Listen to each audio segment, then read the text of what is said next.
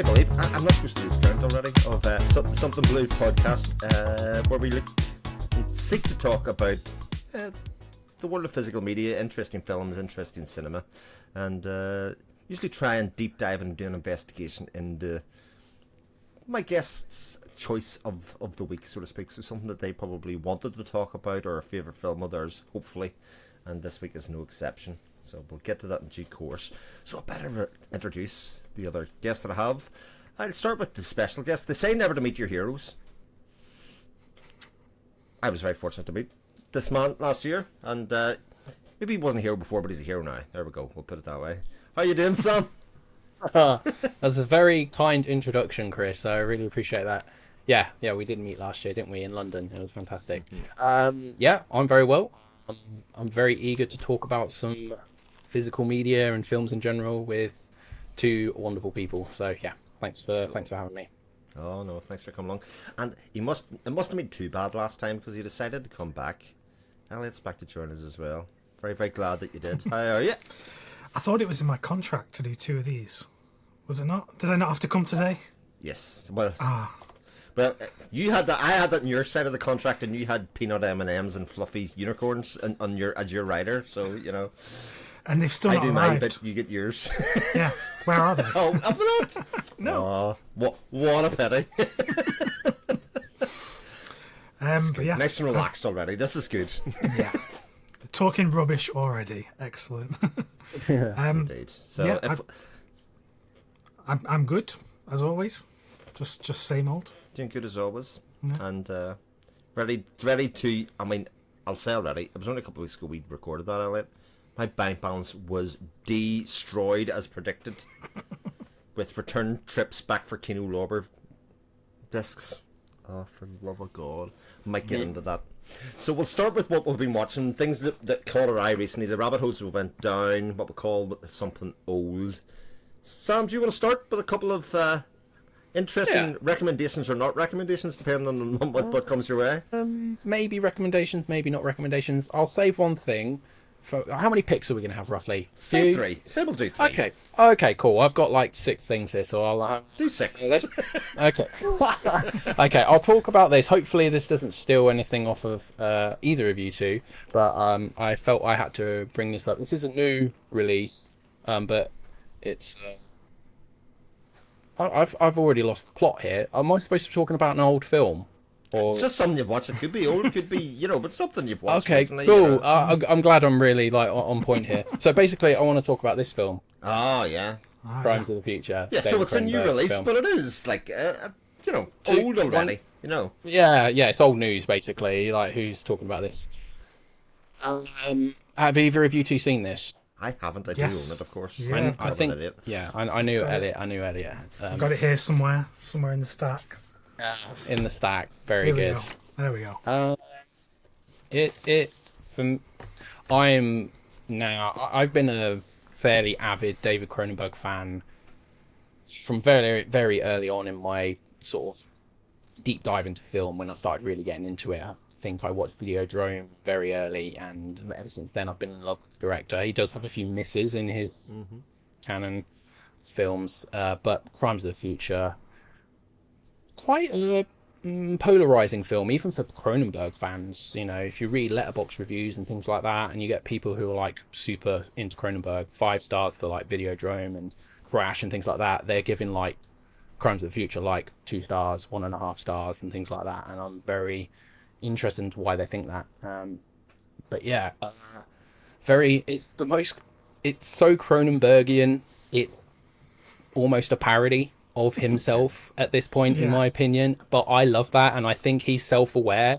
There's no way that a director of this caliber is making something like this and not it being slightly tongue-in-cheek, and like him nodding, because it's been so long since he's made something like this. Like Existenz is probably the real last thing he made, like in the 90s. That was the 90s, wasn't it? Not Existenz, right? It certainly was around the turn of the millennia, something like that. Yeah. Forget the year of Existenz, but that's the last thing he made that was sort of similar to like this. So, and he's obviously made a lot of non-body horror genre films since, which I'm also a big fan of. I think some of his best films are from that sort of period of his thing. But yeah, so basically it's tells the story of a couple in an undisclosed point in time in the future in which people no longer experience pain, like disease basically doesn't exist anymore, and human evolution is changing. So it's on the cusp of humans becoming something different to what they have been throughout documented history basically. And they have a Viggo Mortensen and Lea Seydoux. I don't know how to pronounce her name properly. Fantastic actress anyway. They have this performance art where basically they remove organs from people. As weird as that, it's the most it's like the kind of thing you Cronenbergian see in thing. the circus. Yeah, I hear. Yeah. And it's very much like a meditation on what it means to be human. Humans, evolving with technology, and just the next step on what it means to be a human being. And it has an incredible score by Howard Shore. I absolutely adored the score in this film. It has some very shocking moments in it, and I think Cronenberg said before it was screened at Cannes that he anticipated that many people would walk out within the first 5 minutes of the film, and I can sort of understand why, for people who may be sensitive to such things. But I loved it. Like, I sort of ranked it middle of the road, which sounds terrible for Cronenberg, but like I think I've shared with you guys, I've seen 14 Cronenberg films to date, and the only one I don't like is Naked Lunch.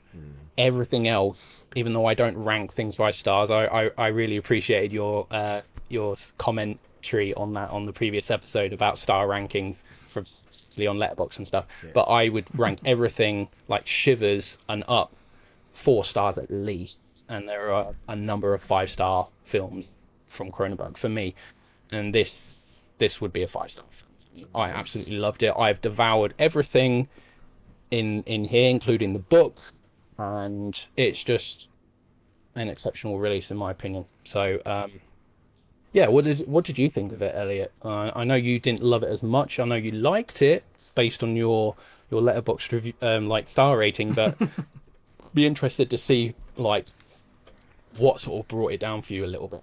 I think I was just the expectations were higher because what I'd heard from people is that this was Cronenberg going back to like Videodrome days, whereas I feel like it's almost, I don't know, I haven't fully formed my thoughts on it yet. I think I am going to be doing a review video on the 4K set. Nice. Yeah, but the thing is, it's not like when I watched Cosmopolis, which I hated. That's my least favourite one from him. I did like how this one was quite self-aware, and like you said, it's almost a bit tongue-in-cheek. But yeah, it was. I enjoyed the performances as well. They were really good. Kristen Stewart I thought was fantastic. She doesn't have a lot of screen time, but she was so good in it, in my opinion. I loved her in that small role. Very good. She's so magnetic on screen. Like every time she's on screen, especially in understated roles or lesser roles, the camera just transfixed by her. The question I have about Cronenberg in general, and kind of that thing, I used to think before I started, like I'd seen a lot of Cronenberg thing, and used to think it was, but it's the shock value, right? You know what I mean? That is what you're going for, but that's not what it is at all. As I've got older and really started to appreciate Cronenberg, and I'd say generally that whole scheme of cinema that he's influenced in a lot of ways. A lot of people like Julia Decker would fall into that as well. It's another film that I really love. As we get older, what is it about that we find so captivating? Because it's not the shock horror. It's effective what he does, but it's not just to turn your stomach. Like it's not a pleasure pain thing. I don't think. It's much more. I hate to say intellectual and that, but there's definitely something else going on there. No, I think that's what it is. There's definitely. Oh no, go on, Sam. I'll let you go. No, you go, Elliot. I was going to say it is. I was going to say Oh my god! On purpose. He did that on purpose. You go. Slight delay is causing all sorts of anarchy right now. Elliot, you talk, please. Okay. I was going to say it is more of like the commentary of it, because I didn't find the stuff in this film necessarily shocking, and I think that's because I'd heard him say that he was expecting people to faint and stuff, and I am one of those people that doesn't like this kind of thing. You know, sometimes I do find it hard to stomach. For me, what I liked most about the film was the commentary. He talks about it in some of the interviews about how he was researching about how now we have these microplastics in our body from all the, plastic water bottles and things we consume and stuff, and how it seems that those things are not causing a negative effect on us necessarily. They're just in our body. And I think that's how cohabiting. Exactly, yeah. So that's how he came up with the premise that, there are these plastics in our body. And I find that commentary more interesting than the shock value of the gore and stuff. But one of the most shocking moments in a Cronenberg film was seeing Viggo Mortensen naked in Eastern Promises. That naked fight scene is just one of the most shocking things. It just makes it so much more brutal. Like, he's got literally nothing to defend himself with. Yeah. He's brutal. I just have this vision of Elliot going, sitting and going, oh, Winston and stuff, and then getting that sitting and going, no, turn it off. We're done. Good stuff. My second sight version hasn't arrived yet, so I'm waiting patiently on it arriving through the door, to devour and go alongside a lot of those other lovely Cronenberg films that we'll have. Excellent start, Sam. What else have you got? Can't top Cronenberg, can you? You want me to go again? Oh yes, please. Well, started off strong. Yeah, keep it coming. Oh, what do I do? What do I do? Oh, I have to talk about this one, but I'll save that one for last. I know, because I do apologise if this has already been spoken about on... Don't think it was, because I have listened to your previous episode. Fresh takes are always good anyway. If you have, I'll switch it out, because I've got other ones, but what about this? Babylon. So we haven't got talking about, but I think mentioned it before, but let's talk about Babylon. I think this is a masterpiece of, I don't even know, at extravagant levels. I see so many, again, it's a very polarizing film. I think because I said in my Letterboxd review, it's very much big old to Hollywood and also a love letter at the same time. It's such two different things at once that clash but don't clash. They sort of go together so well.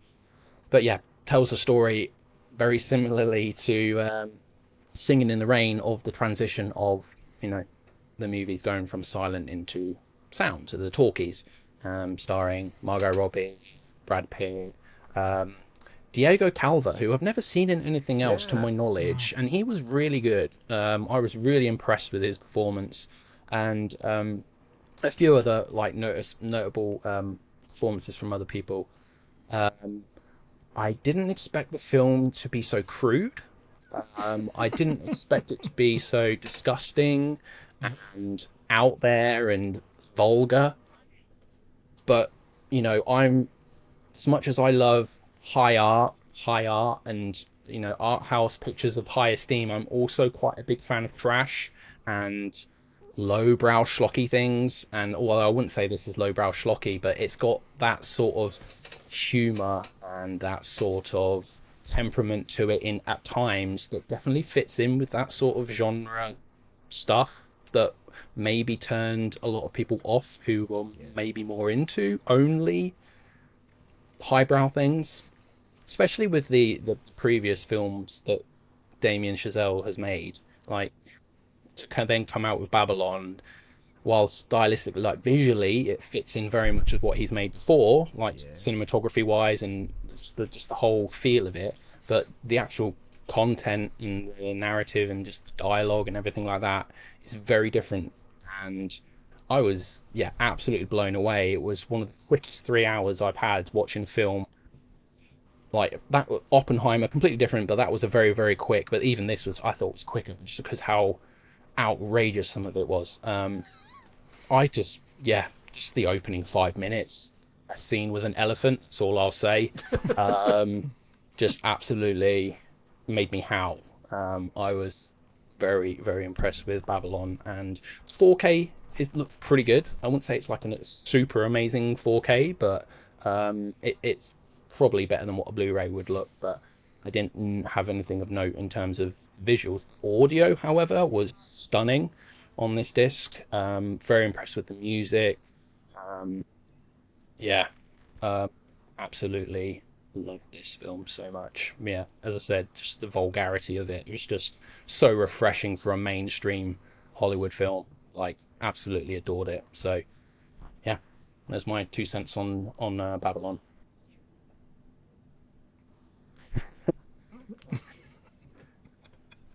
Who's going next? I'll go next this time.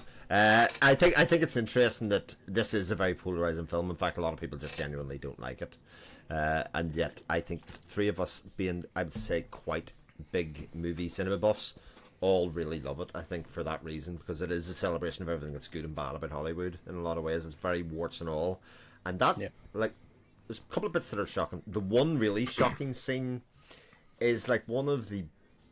It's like such a message statement about it, like in much the same way as the Cronenberg thing we talked about, and like this is the way people are made to feel. This is oh, it's so effective, and in a shocking way, sure, in a vulgarity stage, but it's like, okay, I get what you're saying there. That, and I can't believe somebody funded a 3-hour movie from Hollywood to criticize Hollywood, like in that way. They just couldn't. They mustn't have got it. No. Or he got greenlit and then basically added extra stuff in, and and then God, like, here's my film. If you take stuff out, it doesn't make any sense now. That might be possible. Well, yeah, so. You know what my theory is on that?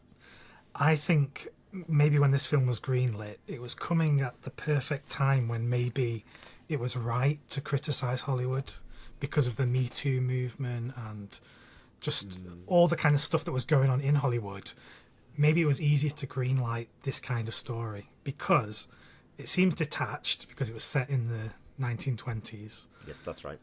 Even though it's clearly about any time in Hollywood. It's not just about then. So yeah, I feel like maybe when it was greenlit, they thought, oh, this is going to be a great idea. And then obviously people in Hollywood have just criticised it. But I've read those reviews and I don't understand. It doesn't work for me what people are saying badly about the film. Maybe that's just my bias because of how much I like it. But I feel like it has been sort of unfairly treated. Especially when it comes to like the award season last year or this year. If any other year this film would have been up for loads of awards, or if the subject matter was just slightly different, if it was painting a slightly rosier picture of Hollywood, it would have absolutely been up for Best Picture, Best Actor, Best Actress, everything. That's right. I think the only thing it was nominated for and won was costume design or something like that, like production. So yeah. Which was excellent, to be fair. Like that was excellent in it. I look at Chazelle's catalogue of films now with this added on. You start to go, it's a pretty serious catalogue of success quite the way along. I mean, I would guess like La La Land better than most of both of you, since I love musical theatre, and that is almost the massive celebration of that on top. But then Whiplash and first, like, wow, what a set of movies. Yeah. 3 for 3, three very, very strong 3 for 3s as well. Yeah. Not just like, they're all pretty good. Like, all stunning. So, yeah. Incredible. Right, last one, Sam. You deliberated long and hard. You'd like choosing from your favourite children. Yeah. I have been on this segment that I got from your notes was like rabbit hole. Yeah. Yeah. So I've been on a pretty big rabbit hole recently, with a very very wonderful family called the Ormond family. So I'm talking about this wonderful box set from Indicator, and this is the From Hollywood to Heaven: The Lost and Saved Films of the Ormond Family, and this has also been produced by Nicholas Winding Refn. uh, I am in love with this box set. I haven't even finished it. I'm just over halfway through. Right. And um, yeah, so let's just tell a little bit of a story. So the Ormonds were sort of filmmakers that were just out to make a buck. Basically, they came from like not the circus, but sort of like that sort of entertainment background where they would put on shows and make money and performances and but also like produce shows and things like that. And then they moved into the movie business in the 50s, making very early exploitation films. So these, by today's standards, some people may not even recognize them as being exploitative, but you know, when you're a bit more seasoned with films, you recognize the exploitation elements to them. And they were very successful with this. They made a lot of money doing it. And in the late 60s, they survived a plane crash on their private jet, and all three of them. So it's the June, Ron, and Tim Ormond. So June and Ron are a married couple, and then Tim is their son, and they all made these films together. And they all survived the plane crash, and they basically, after they survived this plane crash, they became born again Christians. And from this point onwards, they started making religious films, but they didn't drop the exploitation elements to their films. Wow. So they continue to have a lot of violence and sex and very exploitative elements in these religious films. They were sort of picked up by a very religious preacher in the States, and he basically made paid them to make 3 very religious films that basically was, if you don't worship Jesus and God, that you're basically gonna go to hell. And these films basically show you what hell is like, and it's just unreal. And I'm absolutely fascinated. I picked up the Fab Press book, written by Jimmy McDonough, who's done quite a few really good biographies of filmmakers as well as some musicians. And I don't know how to talk about this because it's very hard to describe what qualities about this make it good, because as I've probably seen 8 of 14 films in here, and I'd probably only say 3 of them are good. But the ones that aren't good, they have something so interesting about them that I've never experienced in a film before that I don't like. And I don't know if you've ever come across something like that. This is the first time. This is why I've been so fascinated by this family, because you learn more about them, and they also act in these films as well.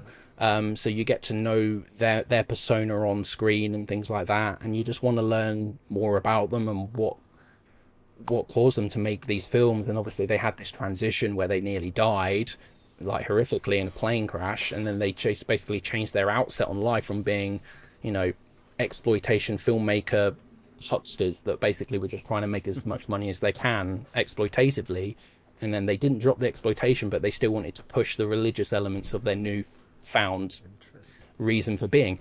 Absolutely wonderful. I'm definitely, once I finish the whole box set, I'm going to do a video reviewing the whole thing, because it's been a while since I've been fascinated by something like this. So even the transfers on some of these films are terrible, absolutely terrible, because the films were destroyed in a flood. You're laughing, Chris. I know. You're like, I'm just why? thinking. I'm just thinking, you know, if they're gonna go through your video or your review of it, and they think, right, what could we use as a back of the box quote? He did say that the transfers were terrible. Okay, yeah. They are. 3 of the 14 films are good. They'd probably think that was the highest praise they probably could get, because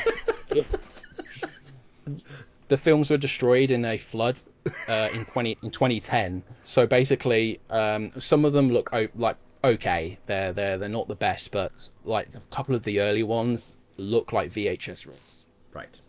Because they're the only elements that exist. So, but I'm like all for that, because it's better to have it in that form than to have the film completely scrubbed from, history, and people thinking it's not worth viewing because the elements are pretty poor. The first film looks so bad. I was wondering how I was going to get through it, and then I finished the film, and then I was like, I am on journey here, and I need to complete it, because I was so. And the second film in the set is very good. It's unlike anything else I've ever seen in my life. It's so bizarre. Anyway, I'll talk more about that when I finish the whole box set, and I'll do a video on it, because I feel very passionately about it. It's very fascinating, and yeah, I'm interested to see what other people think of it. Probably going to think I'm absolutely mad for even remotely finding any of it worth of merit. But Indicator have put the time and effort into this thing. They must think something in here, and that's not June Ormond. June Ormond is such a fascinating character. Like, one of my favourite characters that I've come across in film history. She is a firecracker and just a fascinating person. So anyway, that's enough rambling about the Ormond family. It strikes me as sort of similar to the Michael J. Murphy set in a lot of ways, because I've watched the first couple of discs of the Michael J. Murphy, and again, there's a set that nobody's talking about, even though it's in a monster to begin with. I would say very few of those films are any good, but they are fascinating. That man had no money, and they all have a certain quality of genius to them, like that is almost impossible to describe. In some ways they're captivating. And again, I think it's that thing when we watch it as film fans, and you go, right, they had no money. You can see that they had no money. They hadn't even got good money for film stock. They were using poor stock. Yeah. Why am I watching this, and why am I enjoying it? It's that kind of thing where you're questioning yourself, going, "Oh, is there something wrong with me?" No, this person had craft. There's heart in these films. I think I used to say that in video games. When they say you play a game and you go, "It's not the best looking game. The graphics are a bit dodgy," but it has real heart. You can see the love and the care that's went into it. So I get the same vibe from you about these as I would say the Michael J. Murphy ones. Yeah, there's a film in here called The 40 Acre Feud, and it's what's like described as Hicksploitation, because it really harps on the deep South country vibe. Oh, it's just atrocious, but in the best possible way. I love it so much. I'm a convert. I absolutely adore this. So. Atrocious film blogger Sam. I'd take it. Yeah. Please quote me. That's awesome. Excellent. What a three choice of films you put together there. There's an advert for your channel, it's just its own right, Sam. Awesome stuff. It's a real eclectic mix there, definitely. Cool. Right, Elliot, you're up. I've let's have a look. Got one of my kids on eBay in preparation here, but go. Okay, I'm going to start with this Valley Girl, which is the Eureka. I didn't know this was going to be like a hardbound box thing. I thought it was just like a slipcover one. But yeah, have either of you seen this film before I talk about it? No. So I'm eager to hear though. This is from, let me see, it's from the early 80s. It's a coming of age story about this girl who, she doesn't really like any of the boys at school, but she ends up falling for this bad boy, played by, of course, Nicolas Cage. And he is so unbelievable as the heartthrob in this. You look at him and not in a million years, if I was I'm not a teenage girl, but if I was a teenage girl, I'm pretty sure I wouldn't be thinking he's the guy for me. He's really hot. But nevertheless, he is the guy. And yeah, it's bizarre. It is touching, and it is well made, and it's a good kind of snapshot of Los Angeles and the valley, and it's a precursor to things like the OC, any of those kind of high school things. yeah, it's weird, and yeah, I had a good time with it. It's not a new favorite, but yeah, it's just bizarre. Yeah. I thought it was an Who's the odd director? choice. Oh, sorry. The director? The director is let me have a look. Martha Coolidge, who I'm not familiar with. I looked her up on Letterboxd, and I think she's just kind of done similar kind of movies. And this is probably her most famous one because it's got Nick Cage in it. The Cage, yeah. I thought it was an odd choice by Eureka, because normally Eureka releases kind of get grouped together, as that's kind of in the similar theme, that's the similar thing. And then you've got This Valley Girl, and I think everybody kind of went, I mean, even from the box art alone, it doesn't seem to fit in with their kind of vibe at the moment, but a lot of times that's exactly what makes it you want to pick it up, because it's like, this is going to be a break from the norm, or even if it's just a coming of age kind of light-hearted romantic comedy, then that'll do. Yeah. Martha Coolidge made a film called Out to Sea, starring Jack Lemmon and Walter Matthau. So, interesting. Something. Interesting indeed. But something that's very bizarre about this is the opening scene is when they're on a beach, and it's when she first spots Nicolas Cage, and they're on the beach. He's topless. He's just running around, and quite clearly he must have been older than the age he's playing, because he obviously his chest has been shaved, but he's still got a weird triangle of chest hair like in the middle. It's very bizarre. I don't know if that was like a fashionable thing to do in the 80s, but he's just like totally hairless, and then there's a triangle in the middle. So yeah. I'm just trying to work out whether that makes me want to buy it more or less, if that makes sense. Sorry about that, it's my dog. Oh, I thought that was you barking. Yeah. That's cool. No, it's the triangle chest hair. Yeah. Does that make me want to buy it more or less? I think probably more. I'm not sure. Some things have just got to be seen. Yeah. That's cool. We went Cronenberg, Chazelle, Ormond's, Nick Cage. I mean, where could you possibly take us next? This is why I love being a film fan. Seriously, isn't it awesome? Guys. This is fantastic.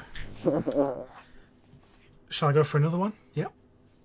Yes, please. Let's see. Okay, actually, this is similar territory, teen movie, love story kind of thing. Watched it last night.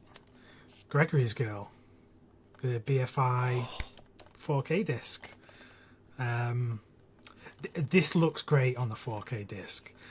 I hadn't seen it in years. I used to have the second sight Blu-ray of it, so I can't remember how that looked. But this looks very good indeed. And yeah, it's the. Have you guys seen this one? Yes. Oh, Sam, you're in for such a treat. Well, it's directed by Bill Forsyth, who is like a hero of Scottish cinema. I don't think there's many Scottish filmmakers I could even name, but he is like, the top dog. And it's about this young guy Gregory who he fancies this girl who plays football, and all the boys just being like typical lads, and yeah, it's very much, it's like Dazed and Confused. It's like all these different coming of age movies. I'm not selling it well, but it's really enjoyable, and it's got a great score as well, a great jazzy score. Do you know what I find interesting about Bill Forsyth? Like, it definitely is one of those things. It gets funnier the older I get as well, because it's those when you're running into your granny at the park kind of things, the things that your granny would say to you, or your auntie would say to you, and they're kind of, they're embarrassing, but we've sort of all been there. But I also think, is this just a Scottish, Irish, Northern English kind of sense of humour? Like, does it translate around the world? And I'm always surprised when people say, like, somebody from America going to watch Gregory's Girl and I really, really loved it, because I'm like, it's not your life isn't like this though. Like I don't often get why it translates so well, but I suppose that's just the beauty of good writing and the beauty of good characters and great actors, that they take you through that part. Gregory's got such charm. Like Bill Forsyth films in general are just beyond charming. Like local heroes charming, but this is much more, even say, local than local hero, because obviously it is Burt Lancaster and it's very outlandish and it's about people coming to this small town. I love Gregory's Girl, but I haven't seen it in many years. Yeah, he's done so many good films. Actually, he did That Sinking Feeling. That was his first movie, which BFI have done a disc of that. Flip side. And Indicator released Housekeeping. Housekeeping? Yeah, which is great as well. So, if you've not seen a Bill Forsyth movie, definitely give him a go. Yeah, I was so excited when that was announced. So excited, because I thought, you know, especially when BFI were talking about we're going to do 4K, you expect them to do the big temples of cinema, and they haven't done that, and it's so exciting every time they go, right, we're going to go 4K for this title, and you're like, really, that one? Which is why Watership Down is sort of disappointing, why we never sort of got a Watership Down 4K, because I think that was another amazing choice. Well, I think that's the thing, when they do a 4K disc now, it means a lot. So it's something to pay attention to, I think. So yeah, I've not been through all the special features yet, but there's an older commentary that was on the older release with Mark Commode talking to Bill Forsyth. Which it's more like an interview than a commentary, and he's really probing him about choices and how he came to make this movie. So yeah, a great release. I recommend it to everyone. Yeah, mine just arrived today. This is the life I lead at the moment. You know, Amazon release day delivery doesn't exist in the world, but mine just arrived today, so. Still in plastic for the moment. Sore point for me. Mine was cancelled. Well, yeah, it wasn't cancelled due to lack of stock. We were having a joke in our private chat that a lot of people had got it. It was quite a famous pricing error, I think, at the time when it was put up, and everybody's got cancelled, apart from Elliot's.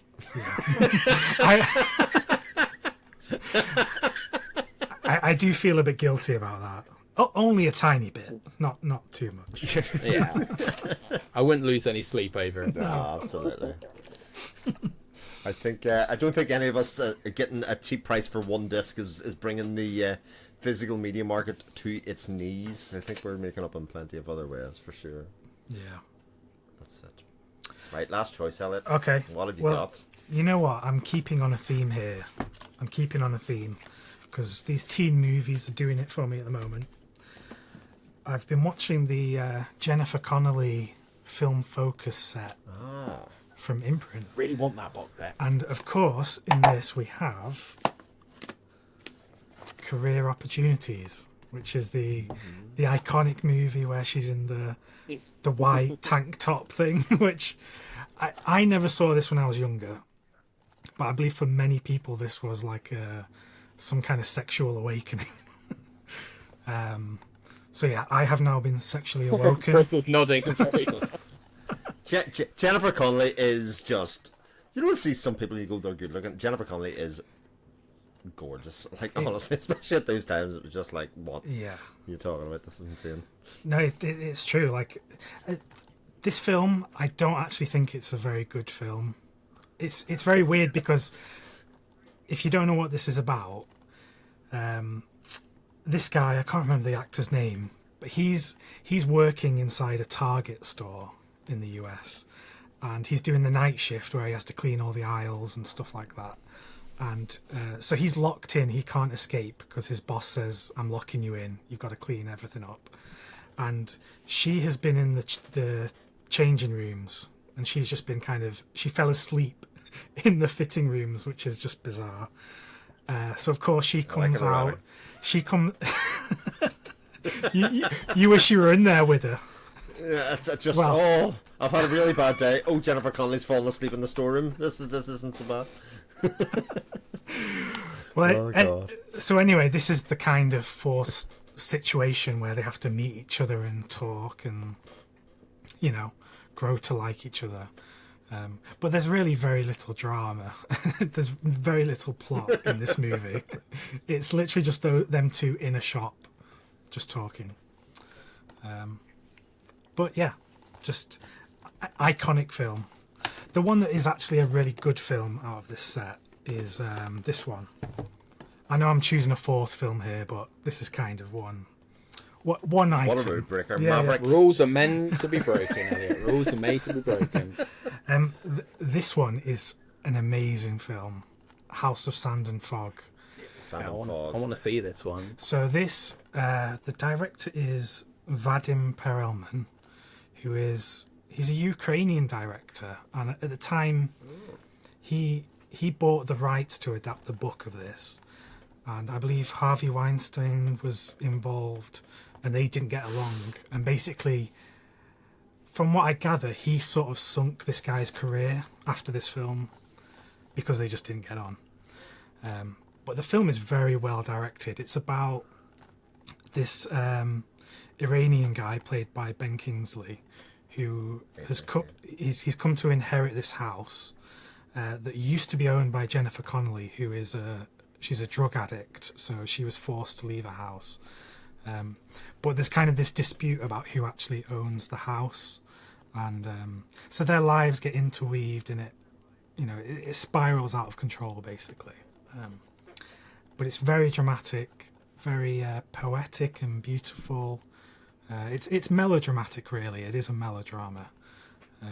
Shot by Roger Deakins. It looks really good. Oh, that's the reason to seek this one out. Yeah. So, and James Horner did the score for it as well. That's great score. So yeah, the Blu-ray looks okay. It's definitely from a dated DVD transfer, so it could do with a good restoration. But yeah, the film itself, really good.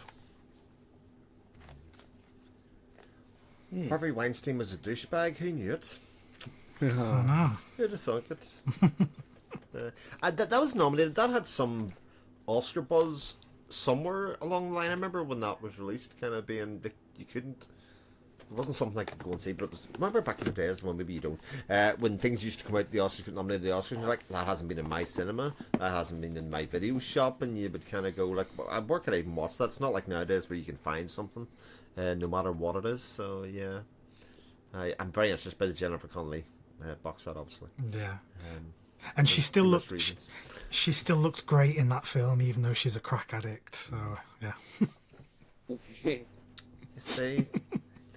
There's hope for everybody yet. And she was obviously in The Hot Spot that I watched recently as well from Radiance, and she's terrific in that as well. So, big fan. Excellent choices as well. You know, Elliot on the rom-com phase. You know, that's just him. He's coming into winter. You know, coming into autumn. That's just rom-com time. I'm feeling romantic. Right, well, I'll shake that up a little bit. I'll shake it up a wee bit to go back more to Sam's territory. I actually feel that this would be worth a special episode further down the line towards the end of the year. I'm going to kind of put two of them together. I've been on my rabbit hole recently has been the Jean Rollin films, which I know Sam has been watching and loving as well. These two that I'm holding up for everybody else is The Rape of the Vampire and Night of the Hunted, which are the most recent ones from Indicator. I had no real experience of Jean Rollin before this year, and every film I watch, I'm like, again, that kind of thing. Like, these are not the most amazingly crafted films in terms of, like, loads of money. They look, I would say they don't look spectacular, but they are spectacularly looking, you know, in their own way, has such a style and such a thing. He definitely has a thing, a bit like Jennifer Connelly in a lot of ways, of he really has a thing for the female form and exposing it. Not just because he ended up doing, you know, hardcore porn as a way to make money, but also, like, even from his early days, he has a thing for appreciating and showcasing the female form in some way as a centerpiece for building the script around. In some cases, you know, a lot of female vampires and stuff. They are amazing films, amazing. Even Rape of the Vampire, which is like two films that don't really go together. When you get to the end of the second film, you kind of go, but that makes the first one make sense, even though they weren't really, you know, they weren't really the same thing. that's talent. There's something really magical about all of that, and how he used collaborators and the stories and the discs that are there. How it just kind of all comes to be these real talking points. These movies, these it must have been so exciting to see at the time, but when they were out in cinemas, and the few people that got to see them. But yeah, loving them. I'm glad you're enjoying them, Chris, because I'm a huge fan. So I was going to say that's one that you can't leave lying around when your in-laws come to visit. No. You can't be explaining. I still think it's better than Killer Condom, but yeah, it's a bit booby. It's a bit booby in places, but I do love the original poster artwork that's been represented in the front of a lot of these. That they kind of taken, because some of that stuff is. I mean, it is very French and it is a bit booby, but it's artistic booby. Yeah. And, fine. Yeah, sure. That's fine. Yeah. No, I love The Night of the Hunted. That's because you've only seen a handful of Rollin's films today. Right. That is very much an outlier in his filmography. Yeah. You probably got that from the extras and stuff on the disc, which I love those extras. I'm a huge fan of the film, but it is very, very different. So when we eventually get all of these, however many we're going to get, 15 it's to 20. 20. It's 20. They've got planned. The busiest announced Nice. it's going to be the 20. You know what I mean? Because there are 20 of his films that were not as hardcore films. Yeah, sure. So when we get all 20 of these, that will definitely be the one that's like the outlier. So, but yeah, I love that film very much. So, every time I'm like waiting for the indicator announcement, and I'm hoping it's going to be the next couple of Rollin films, because I'm just such a big fan of his work. I love it so much. The fascination. We'll talk about that later. Yeah. Oh well, that's true. I think it's also worth pointing out, because they actually when the first one came out, there were these slim cases, which they said were because there was 20 of them coming. They didn't want to destroy people's shelves, etc. But see the books that come with them. They're enormous. Oh my sweet lord! It's like 3 nights reading for me, and I've been enjoying working my way through them, because all these films have stories, if that makes sense. They have something that goes around them, and they're just like, this is amazing. So yeah, I think we'll talk more about those over the coming years. I think as they start to come into the consciousness and get released by Indicator. But yeah, the fact just that one they're last 4K, thing. yeah. Yeah, and they produced so many copies of them as well. So I think that they're gonna get to more people are gonna view them over time, because they're gonna be around for a long time. 6,000 4Ks and 4,000 Blu-rays for each of these discs that are coming out, films individually. So there's a lot of copies of these films to be bought and viewed by people. So I just hope that a lot of people buy these and feel comfortable talking about them on YouTube or writing about them, because they're fascinating, and that's something I'd love to talk about, because I'm a huge fan. I think I've only seen 10 Rollin films to date, so I've got a few of these. I'm not going to buy. I'm going to wait for all the 4Ks of these new ones that I haven't seen before. But I'm excited. Very, very excited. Are all of these ones uncut? Because I know there were some issues with. Is it some of the older Blu-rays were cut? So far they're uncut. Yeah, Michael Brook has been on Facebook and in one of the Facebook groups talking about the fact that everything that they've sent through, surprisingly, because some stuff has been cut previously, has come back with no cuts. There's even in the extras in this, the hardcore footage that was cut out of the main thing, which I think you described in our group as dull as dishwater, which I think you stick it on for morbid curiosity, if nothing else, and then go, no, I mean, no need. Yeah, basically. This adds nothing to the film, and I would even say the kind of in Night of the Hunted, there is quite a long sex scene in it. It's about a couple of minutes too long as well. It's not overly graphic or otherwise. It is kind of thing like Bridget LaHaye's in it, but it's a bit too long as well. It's like it belabors the point, but they only do it once really in that film in that way, and I suppose by the time I got the extras, it was like, yes, but it does play a part in the story. It does play. There is a point being made here. It is trying to set something up. So I think that's really interesting. Next one I'm going to talk about, I haven't got on me because I rented it and then promptly went and bought it, is the Fabelmans, the Spielberg movie. Has anybody seen the Fabelmans? Yeah. No, not yet. Yeah, right. I wasn't expecting to like the Fabelmans. I like the Fabelmans a lot, and it's another film that, a bit like Babylon, seeks to celebrate a lot of what Hollywood is, you know, especially the end scene, which I wouldn't ruin for anybody. But I think anybody who's a film fan will get to that end scene and just have a smile from ear to ear that goes along. It basically tells the story of Spielberg growing up in a household where he was loving filmmaking from a very young boy in any way that he could make it, and sort of growing up in a household that sometimes embraced it, didn't embrace it, and kind of how that moved through his life as they moved from place to place. And it is a bit melodramatic and schmaltzy. I don't think there's any doubt about that. I think it is very okay. It's romanticising a period of this man's life in a lot of ways, and the relationships that they had. But I think the young man who plays the central character is so good in it. You know, he captures that feeling that a lot of Spielberg films have of like this awe and wonder that you would watch. I certainly had when I watched Spielberg when I was in the 80s, of like there's something really exciting about movie making or making films, and he kind of has that the whole time when he's making these smaller films at school and doing all the rest of it, and you sort of get swept away. It's another really long movie, like, but just flies past. But I think by the end of the film I was like, oh man, very cute ending, very, yeah, it plays an awful lot, and there is a fun to it that I think I really appreciate out of it as well. Like, where would you rank it in Spielberg's canon? Oh god, that is impossible. Roughly. Well, I can do number one. Number one's dead easy, Spielberg, right? That's Jaws. I think that's... I watched Jaws again recently because I was like, yeah, is it that good? And then I watched it. I watched it with the kids, and I was like... But just before we were going on a cruise on a boat, and I thought this would be perfect before we go on a cruise on a boat.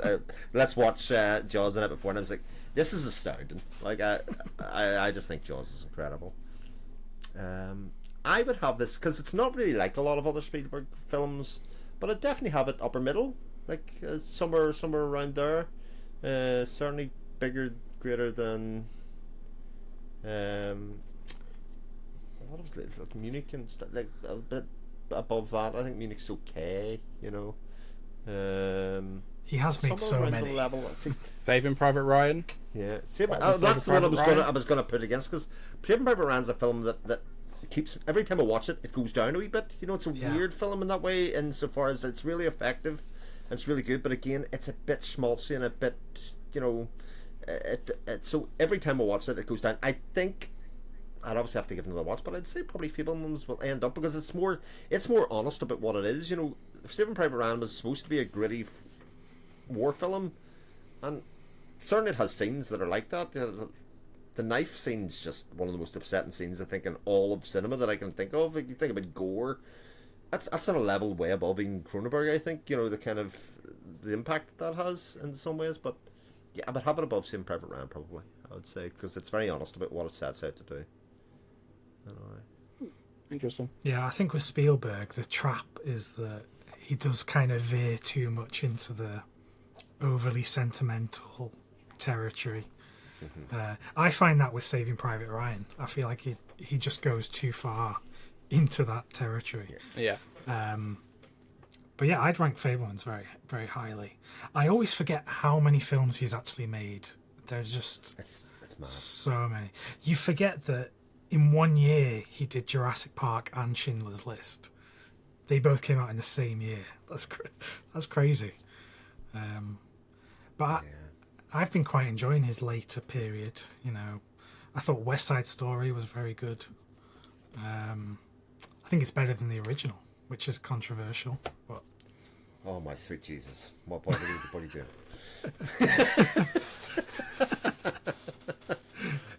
Different movies. That's all I'm saying. Just different movies. Yeah. But my favourite is still my favourite musical. I think my favourite Spielberg could be AI. AI is probably right up there, which is controversial as well. Yeah. This is stone cold. That sure. This is a subject for a separate podcast. Oh my good God! I'm coming out with the controversial opinions, aren't I? Like, you are. What is this all about tonight, Elliot? Saving Private Ryan is overrated, is what I'm saying. It is overrated. AI is. Yeah. I think it's fair to say AI is underrated because nobody likes it. I joke. Yeah. Somewhat. Oh yeah, I'm just looking through his filmography right now, and I'm like, what? Wow. You know what is underrated? War of the Worlds with Tom Cruise. Yes. That is very underrated. 1,000,000%. Yes. Loved it at the cinema. Seen it at the cinema, and it came out, and it was getting trashed all over the place. And I went, that was classic Spielberg. It was exciting in all the right times, and well, I'm a big Tom Cruise stan, but you know. Well, yeah, it was Spielberg trying to he was trying to process the post 9/11 kind of terror, and it's just, when you view it with that lens, it's just very, very good. It's a great movie. Have that in 4K. So I've got one left to do. I have a choice of two. I might just talk about a film that I thought was really terrible. I never do that. Yes. Let's do that. Okay, let's go for this. I'm going to go for The Naked Jungle. This one's an imprint. It's Charlton Heston and Eleanor Parker. Anybody seen it? I assume not. No. Right. So The Naked Jungle, I stuck it on. You know what else? They do the blurb in the back, but I tend not to do that anymore if it's just a film that's kind of from a period in time. So it's the story of a woman that goes out to meet Charlton Heston, who lives in India. He's a very wealthy man, but he's a hunter. And he's out hunting people, and she has been sold to him as a wife, and she's going out to make him happy and give him kids and do that kind of stuff, right?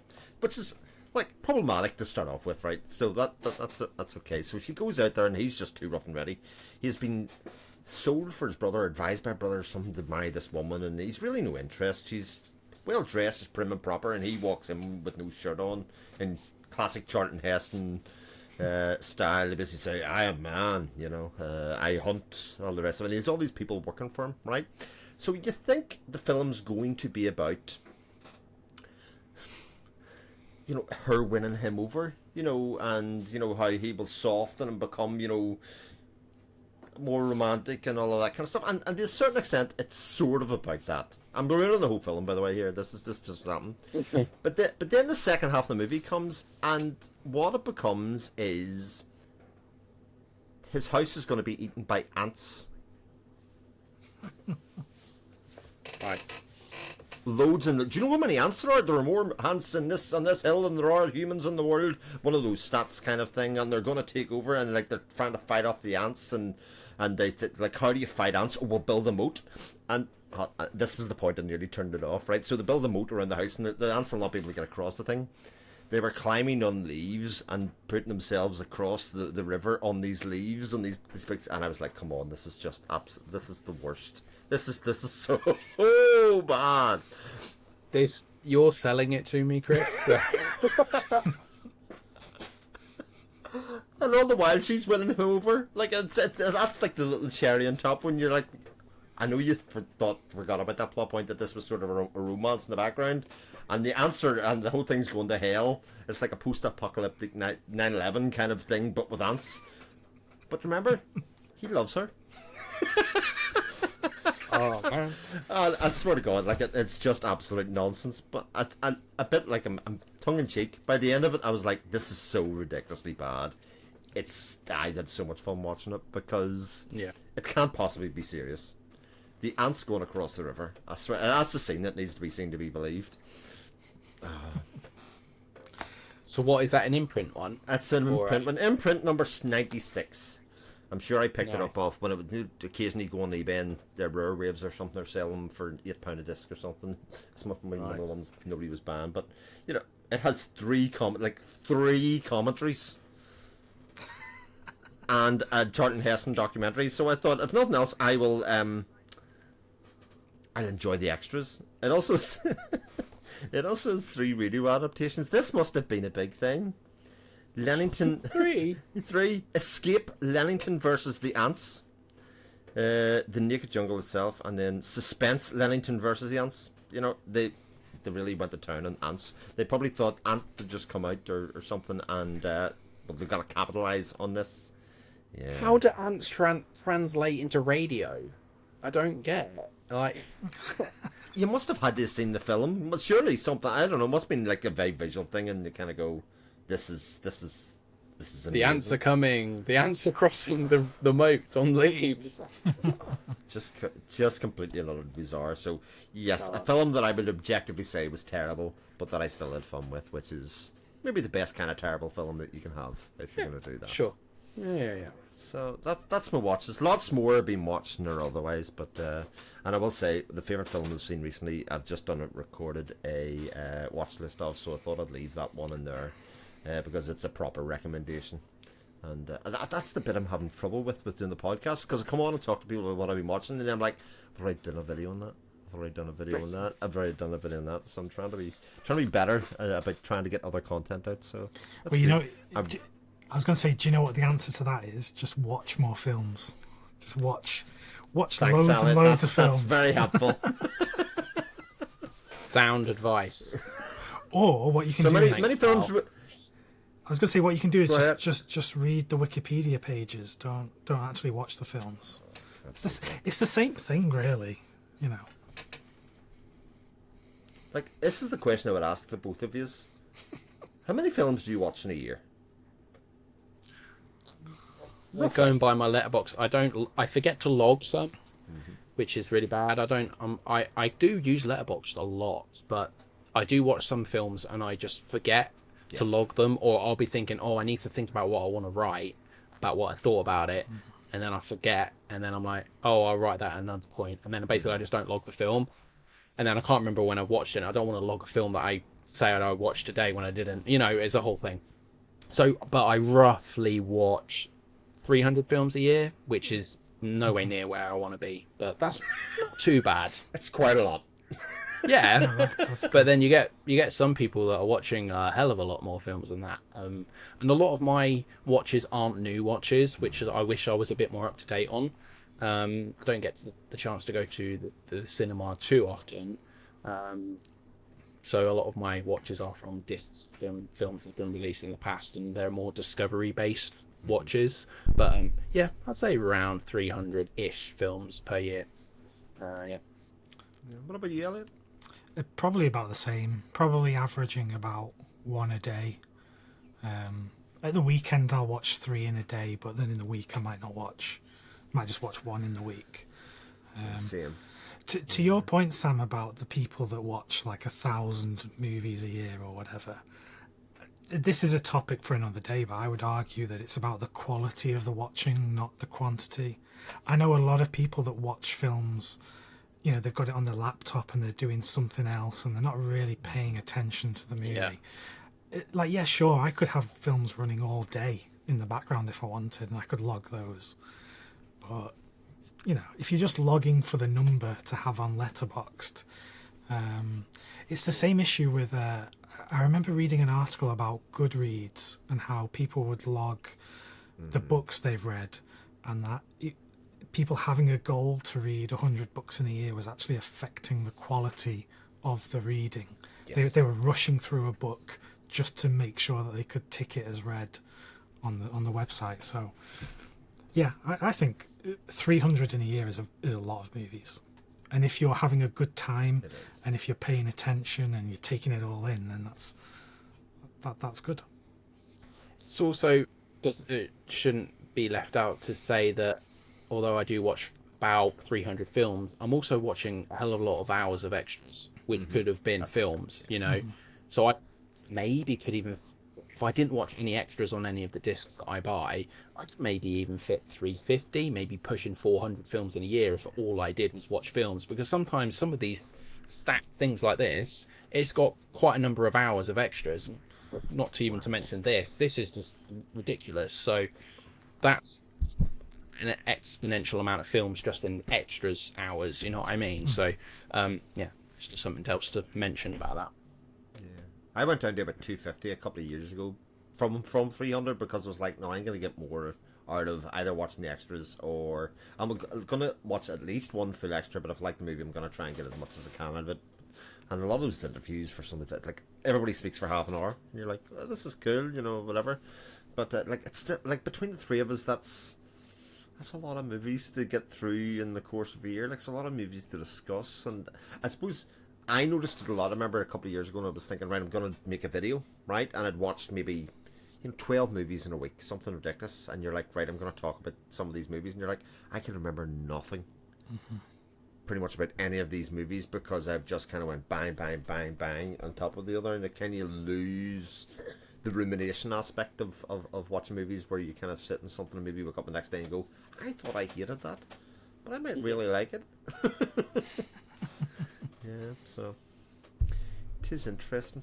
Right, we'll move on to or something new, or the things that are coming out in the next 2 weeks. I will say, from a collector's point of view, the next 2 weeks are a little light, thankfully, before we hit really the crazy end of the year, which is also good for October because a lot of us like to watch, themed watches in October.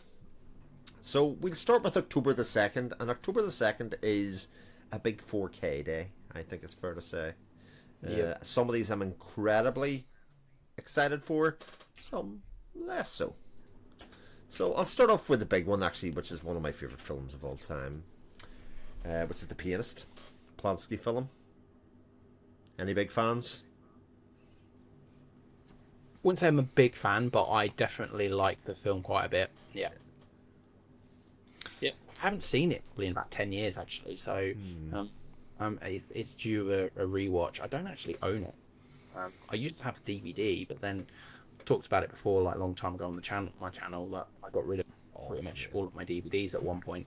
So that made the got rid of. But I'm excited to see that one though. No hard lines on no Polanski ever. No. It's such a difficult, complex thing. It is.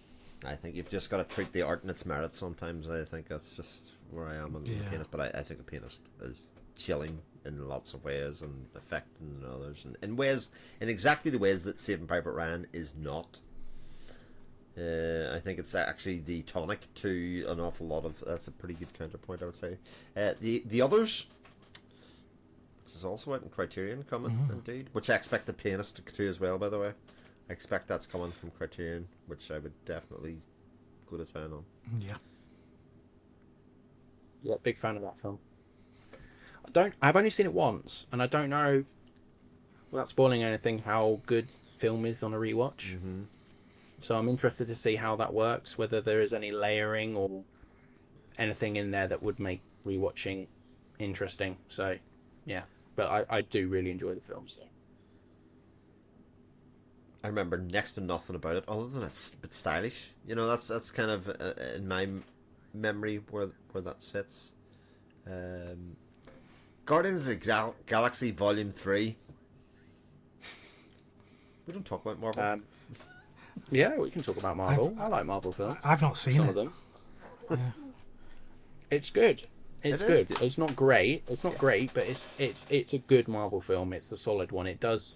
Like, I think the Guardians films in general, they're a bit more left field than the other Marvel film universe. Mm-hmm. They're a bit more, they take a little bit more risks, or they feel a little bit less contained in the box, basically. And it's quite dark for very dark. for a 12A or a 12 film.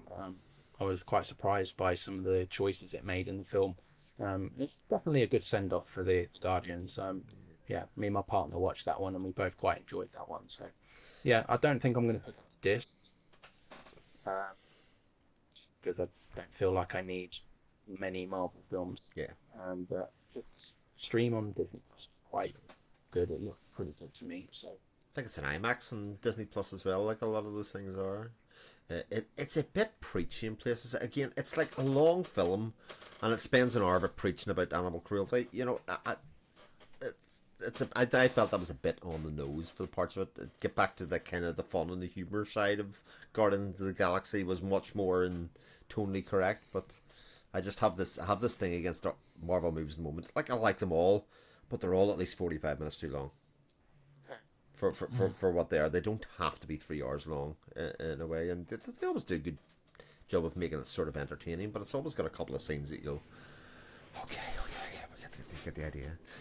Then Leon 4K and The Professional, the best one. It's a great film. Mm-hmm. Yeah. Special. Is it Luc Besson? Luc Besson's best film? I'm a huge Fifth Element fan. I was going to say, I think I like Fifth Element a bit more, even though I would say the centre performances in Leon are actually much better. But I think as a Rudy thing, then I might like Fifth Element quite a bit more. I have another controversial opinion. If you want to hear it, or shall I say it? No, go. No, So, go for it. I don't really like the Fifth Element, but the Luc Besson film I do really like is Valerian, the City of a Thousand Planets. Oh, right, yes, yeah. Which I think is really good. Like Which I haven't seen. Visually very interesting. Like as a comparison to the Marvel blockbusters, it's just so much more interesting. So yeah, there's another controversial opinion to ponder on. On that point, though, I would say that the DC films, as much as they're not as good as the Marvel ones, like historically, they're much more visually interesting. Like Zack Snyder is way more visually interesting even than anything. And I think the best superhero movie that there's been out of the lot for me is probably Man of Steel. I think Man of Steel is extraordinarily good. I've watched it multiple times. I didn't like the first time I seen it, pretty much at all. And I watched it again and again, and I'm like, this is a good movie. Even on that point, even when I saw The Flash, I thought The Flash was more interesting than a lot of the Marvel movies, just because of the weird production history of that film. And there's a bit where he puts a baby in a microwave. Yeah, it's just a very strange film. Yeah. Back of the box quote from Elliot there. ElliotCoen, put the baby in the microwave. 5 stars. Yeah.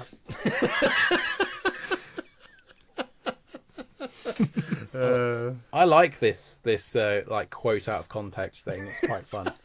I think that's quite an interesting thing. I could do, like, if I had more time, kind of like trailers for the podcast with quotes from the podcast as back of the box quotes, just things were said. I think that could be interesting if anybody had the time. As long as we can pick the quotes, though, because if we let other people, then we'll all get cancelled. You have to watch it before you get cancelled. That's what I would say. True. Scream 3. Any love for the Scream films? Yeah, I'm a big fan. Yeah. Scream 3 is not amazing, but I love the franchise in general. Like first Scream film is one of my favourite horror films of all time, and yeah, I adore it. And I think Scream 2 is a very strong sequel. It's not as good as the original, but yeah, I'm getting it because I'm a bit of a horror. I love to collect horror films, especially on 4K. So yeah, I'll be getting that. It's not the best in the entry in the franchise, but it has its quirks. And whenever I start watching the series, I'll always watch them all through. So yeah, I need it. Yeah, I don't think I've seen 3. I think I've seen 1, 2, 4. I haven't seen 5 or 6. Yeah, 3. 3's one of the ones I haven't seen. I like the first one a lot, though. I think the first one's a great movie, like genuinely great. Yeah. A bit of an oddity. There seems to be one of these, like every episode I do, there'll be a 4K release of something. You're like, Universal are putting out It Came From Outer Space in a limited edition with postcards and posters. They're doing 2 versions. One's a £45 hard box. £45. Yeah, there is a cheaper version that's like, just the 4K disc and a thing, but it's like £30. And I'm like, do Universal do this? I know they do the Universal Monsters things, but this is like the 50s sci-fi B-movie kind of. Yeah. I was like, this is strange. It's from the same director as Creature from the Black Lagoon, right? Yeah. So there is some, pull there for some. And it is in black and white, I this. suppose, so it does fit in with the Universal Monsters. Maybe they're extending that out, but they didn't get. They are in a box set of like, all grouped together, if you know what I mean, and they're classic movies, your Frankensteins and your Creature from Black Lagoon, like you say, etc. Invisible Man, the Wolfman. Thought strange. Interesting. Morbid curiosity would make me pick it up, but that's the height of it. Rent that one. I think you, Elliot, any love for that? on the topic of that, I think that the director, Jack Arnold, he's getting a bit of a not a renaissance. What's the word? He's gaining appreciation for some reappraisal. That's reappraisal. Because he made that Incredible Shrinking Man, which is really good. Oh, yeah, that's right. So he did. That's correct. And he made this noir movie with Orson Welles, which is I've not watched it yet. I've got it somewhere here on the back, but I can't find it. I'd be here for ages looking for it. So yeah.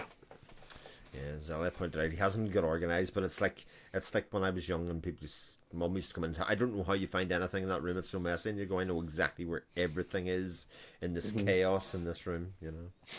But that, and then the last one that's of the 4Ks out that week is The Little Mermaid 4K, the remake. No interest. No. No. Sorry. And it's sad because the original cartoon is absolutely phenomenally good.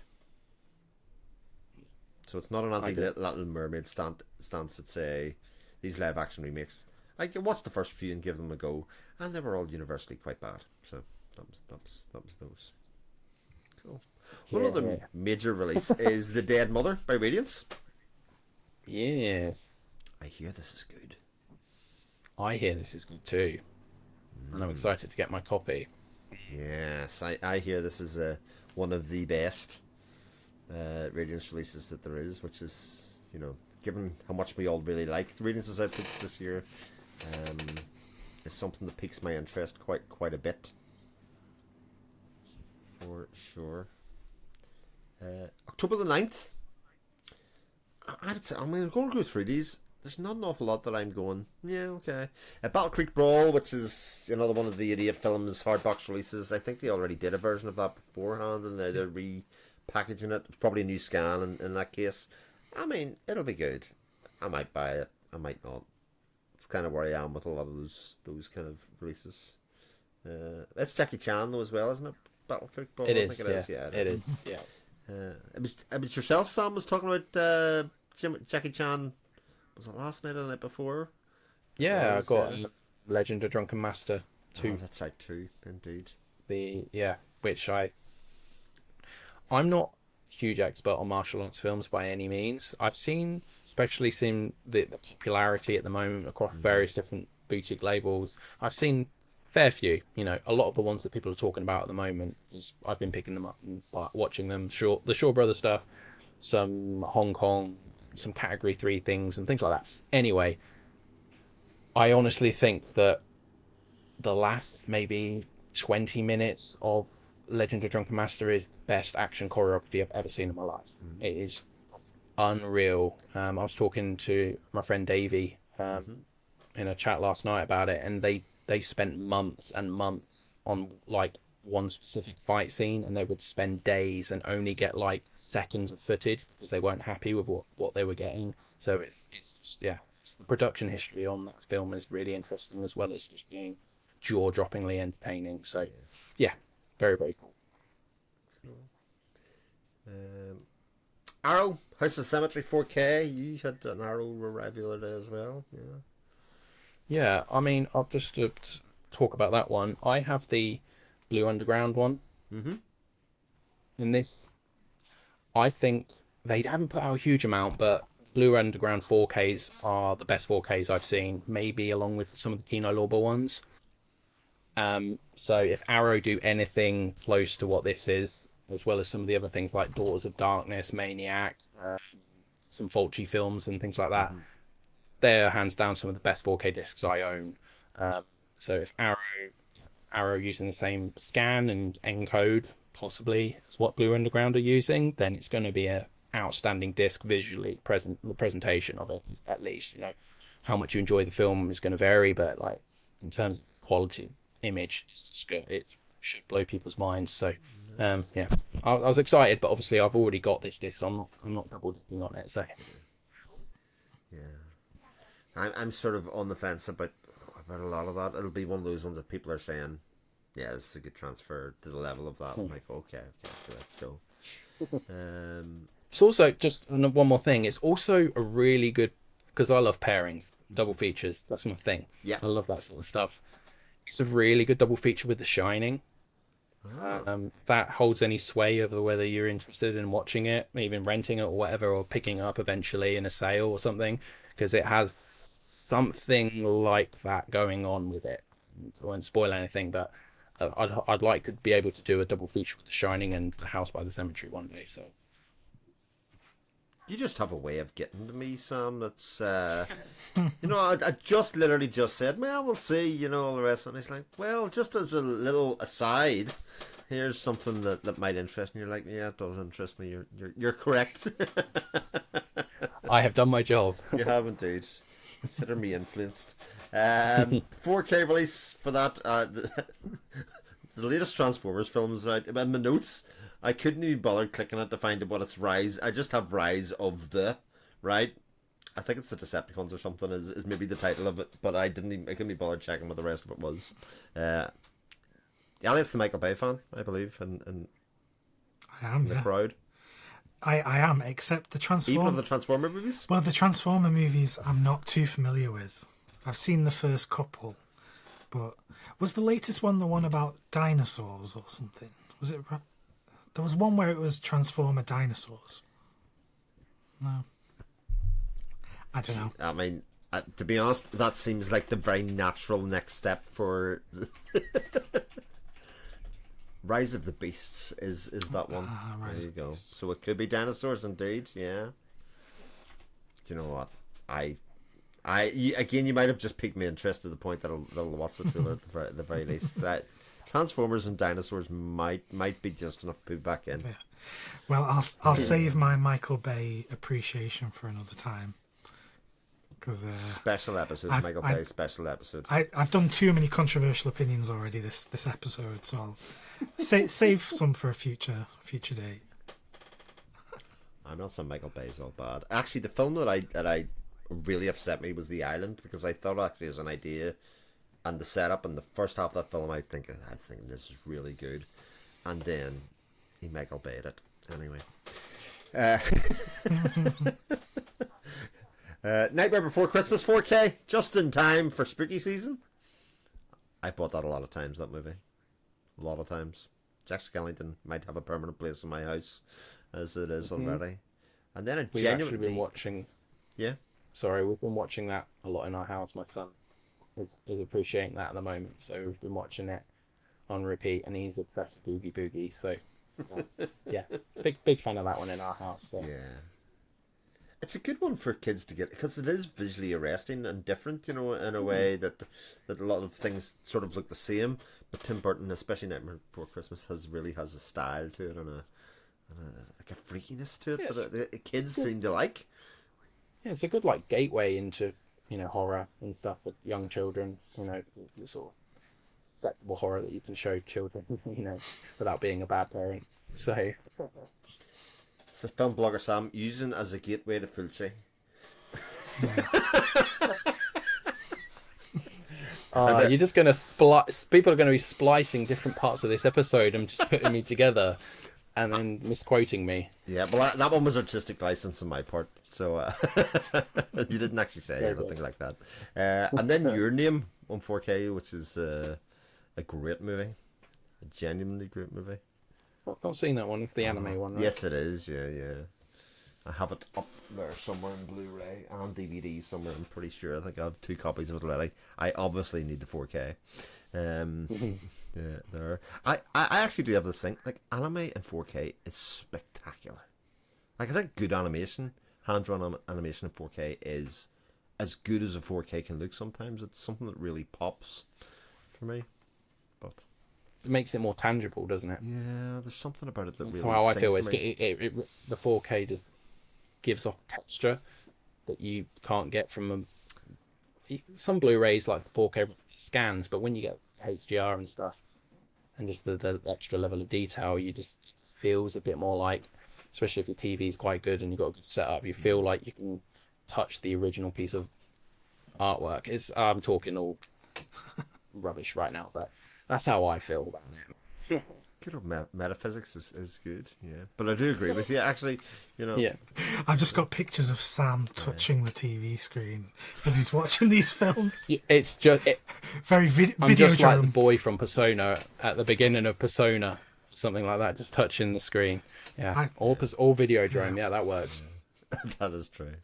You going to your kid, what we're going to do tonight. So we're not no Nightmare Before Christmas tonight. We're all going to touch the screen. I'm going to put a movie on. Come up with me. Come.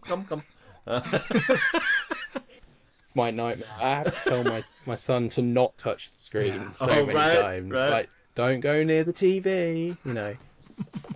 So he didn't do it on purpose, but he did break previous TV in our living room, and I had to go and buy another one because it was out of warranty and stuff, and just didn't get fixed, so I had to go and buy another one.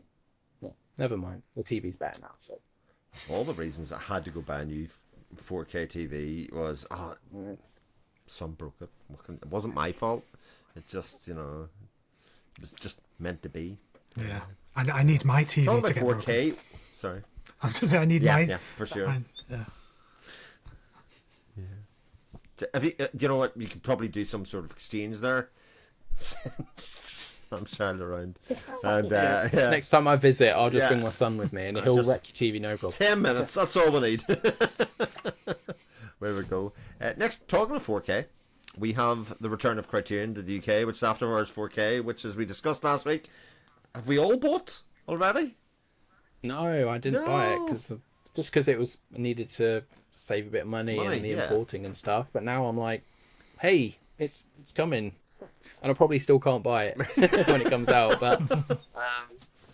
But it will be picked at some point, and because it's not a limited edition model, as that's right. We all talk about with Criterion, I can pick that up at any point. So I'm excited to see it though, because I have seen After Hours, but it hasn't been since DVD days.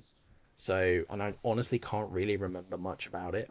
So, I'm excited to revisit it in 4K. It's getting a lot of buzz. I'm sure it's going to make a lot of end-of-year lists for people. It seems to be going that way for a lot. Yeah, I like Main Streets more. That's good. I'll probably make my end-of-year list. That'll be good. Then BFI have released the Short Shocks Volume 3. First two volumes are just okay. I think if anybody's watched any of those, the short kind of like they're good. They're more curiosities than anything else. So I'll probably pick it up next time there's a BFI sale. Maybe I've got Medusa Deluxe as their release of the month. I haven't seen that, but I've been very much enjoying movies output this year, as you know. Anybody seen Medusa Deluxe in the cinema? No, not me. I haven't been to the cinema in a while now, in a few weeks, so I'm missing it. A couple more just to finish up. Vintage Classics have Cry the Beloved Country with Sidney Poitier, which is a bit of a different one for them from 1957 or something around that. I'll probably pick that up. I do like Vintage Classics. I think we were talking about that last time. These all coming out on October 9th? Yeah. This is how insane physical collection is. Isn't it absolutely nuts? Oh my god. It's like one week. I thought this was the month of October, but no, this is just one day. This is one day. That's crazy. And I would say this is the quiet part of the month. See the 18th and the 25th? I mean, Wicker Man and all's coming out. Like, it just goes absolutely insane. Although, I will say, I went to the CX. I don't shop at CX, as I do. And I got a steelbook of the Wicker Man, which is the DVD Blu-ray combo. The beautiful thing for £7. So I think I was like, I went and picked that up and I justify not spending the £60 initially in the 4K, and I'll stroke this lovely steelbook that's textured for a while out of that. Nice. And then actually Warner Archive, these are out publicly these days, but if you know anything about Warner Archive, you actually order them the month before from their website. They're exclusive on their website in the Warner Brothers shop for a month. So Children of the Damned and Isle of the Dead I have already, don't I? I don't think but they're coming out in general release on Amazon at that time. Have you got many of the Warner Archive titles? Like either from the ones that originally released in the US and now the UK stuff? I didn't have any beforehand, but I'm up to date with the ones that I've got now. They are just the films for most part. but because they do free shipping and there's 2 a month, it's kind of easy to keep up, if that makes sense, or easy to kind of set aside and just say, look, there's 2 classic movies that I can't believe that we now have access to, that we never did in a really nice print. I really enjoy the Warner Archive collection. Not everyone's a winner, but yeah. I've got a bunch of them. I had a friend participate for me in the 4 for 44 sale back when they used to do those in the States a couple of times. So I had a friend, mutual friend of ours, ship them over to me. But yeah, I haven't had any of the UK ones yet, but I did want to get Pump Up the Volume. I do want to get a Christian Slater film. Yeah, that's one I will pick up at some point. Somebody was saying that is on cheap and rare waves at the moment. I seen that yesterday. Thank you. So they have started, because that was the first run, the first month that came out. Yeah. And I think Warner Archive being famed a bit for sales, I think we'll start to see them come available for a tenner a pop, which will, at that point, you're really on good. So that's those coming up in the next 2 weeks. Oh my god, that's ridiculous. And then, like I say, 18th to 25th is just insane. I might just not talk about those releases because that might be the length of the episode, but we do get to talk about Sam's choice, the one that he brought with him. He's going to sit up straight and get his game face on here, because this is a film that he's been eulogizing about for a while. I will do my usual introduction to say it has a 7.1 score on IMDb. Bit slow, harsh. It has a 4.0 on Letterboxd. That's a pretty high Letterboxd score, I would imagine. It's pretty reasonable. 81% in Rotten Tomatoes. It is a 2003 film that's labelled as a comedy drama. We'll talk about whether that's apt or not. What is the film, Sam? It is the masterpiece that is Simon Liang. Goodbye, Dragon Inn. Thanks for letting the group discuss this film, because I am a very huge fan of this film. I don't know if Elliot can remember, but we did in 2019, I think, or 2020, I can't remember, but we did a best of Blu-ray releases of the year podcast. Can you remember this, pal? Vaguely. Yeah, not. No, you can't. Thank you so much. I love that. Listen. Lie. Listen. Sorry, I've got to go. Bye. I'm back. I'm joking. No, don't take offense. I wouldn't remember me either. It must have been because... Anyway, so on that podcast... Number 17 is Goodbye Dragon Inn. This is the release from Second Run here in the UK. It's a region-free release, so you can import this.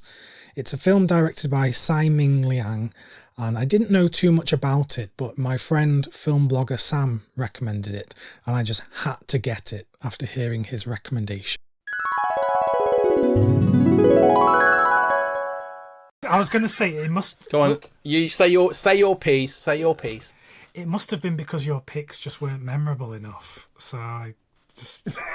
yeah. You're not saving yourself with that. No chance. Anyway. If it makes you feel better, I remember it. Thank you, Chris. So, on that podcast, I said that... So this came out in 2020, didn't it? Yeah, so it would have been the 2020 podcast. I said that this was one of my favourite releases of 2020 on that podcast. And I remember you hadn't seen it, Elliot, and based on that podcast, you went and then bought it, and then it was on your end of list video in 2020. Can you remember this? Yeah. Yeah. Yeah, but can you remember it was me that recommended you this film? No, I thought I... No, you can't. Fantastic. This is fantastic. I love this. I thought I got this because of my own research that I did about the film. About the... Not a chance. No? Did that not happen? No. Oh, okay. No, it didn't. Anyway, let's talk about Goodbye Dragon Inn, which I honestly believe I don't believe it is because it's all subjective opinion. But this is probably this is only the second time I've seen it, but after this viewing, it became probably in my top 10 films of the 21st century. I adore this film wholeheartedly. Not ashamed to admit I'm watching this for the second time. It made me laugh. So yes, I do think this is a comedy, and the comedy definitely works on a rewatch. And it got me misty-eyed in places. I was very emotionally drawn in by it on this watch. I loved the film on the first viewing, but second watch, when it's the same with a lot of slow cinema, when you understand what the film is, you go in having a different experience because you know how the film plays out, and you can pick up on different nuances and stuff that you don't notice the first time. But yeah, ostensibly tells the story of the last days, or the last evening. You can interpret this in different ways because there are different scenes in the film which may not be chronologically in time with what's happening throughout the main part of the film. Anyway, the last night of a sort of a theatre palace in Taipei City, and just got two employees that work there. A lady that works on the ticket stub bit at the cashier bit at the front of house, and then the projectionist, and they're the only two people who work there. And then we also follow some of the patrons that are inhabiting this space as King Hu's classic wuxia film. Sorry, I always say wuxia, but it's wuxia film. Dragon Inn is playing on the screen. So pretty much the first 40 minutes of this film has no dialogue from any of the characters in who are in the film. The only dialogue you have is from film that is being played on the screen. It's very much soundtracking the movements and the thoughts of the patrons of this run-down, decrepit, theatre. And it very much is dealing with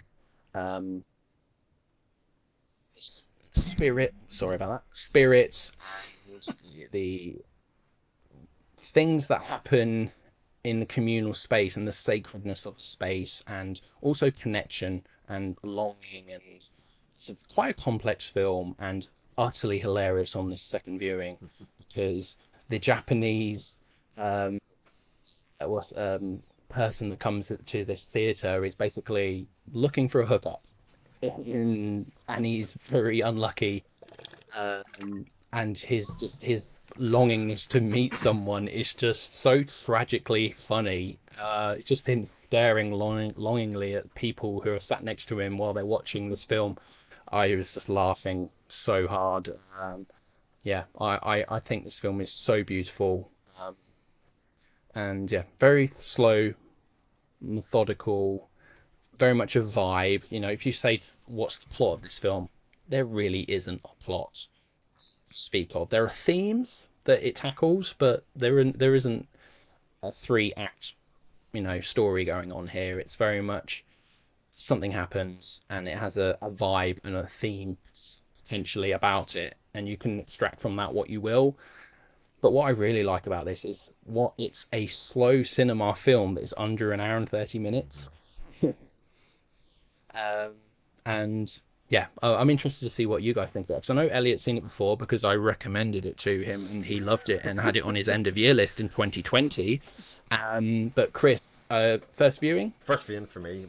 Watched it twice. Yeah. Watched it twice. Oh wow. My first feeling was first viewing. It's a personal space simulator. So there's lots of lots of scenes where people, it's that uncomfortable feeling of, this place is empty, there's nobody in it, but everybody's on top of each other, and I sort of missed the hookup element of that. I only got that the second time round I watched it. Right. That's actually what's happening. But there's a scene where anybody that's a male and has ever walked into a toilet, and you assess the correct cubicle to stand at in a toilet, and how this actually plays out in this movie is genuinely hilarious. But it's a bit like you said, like there's no plot, and any plot that there is only suggested. Like the relationship between the girl that works in the cinema, the cleaner, the girl that seems to do everything, and then the projectionist, where she's sitting in the cigarettes, ashes burning and stuff. That kind of very suggested scene that's in it. It's all about. I think it's a wonderful movie. Like, honestly, it says so much with so little. I mean, it basically is a silent film aside from this very poignant two speaking parts that are in the film, and then that final shot, that waiting scene where she lets somebody else sleep before, and then she steps out of the darkness to close the cinema down for the last day. There's just something about that. I'm not even sure if I understand exactly what she was thinking, but I understand it, if you know what I mean. You know, in terms of it, that cinema's shutting down its own terms, or whatever way you want to think of it, and then her walking along in the rain and walking out, you know, just the whole thing is just comes to such a beautiful close that kind of mirrors the inside of the cinema and the outside of the cinema. There's like a symmetry there that I really, really loved, and the quietness that's outside, it exists inside.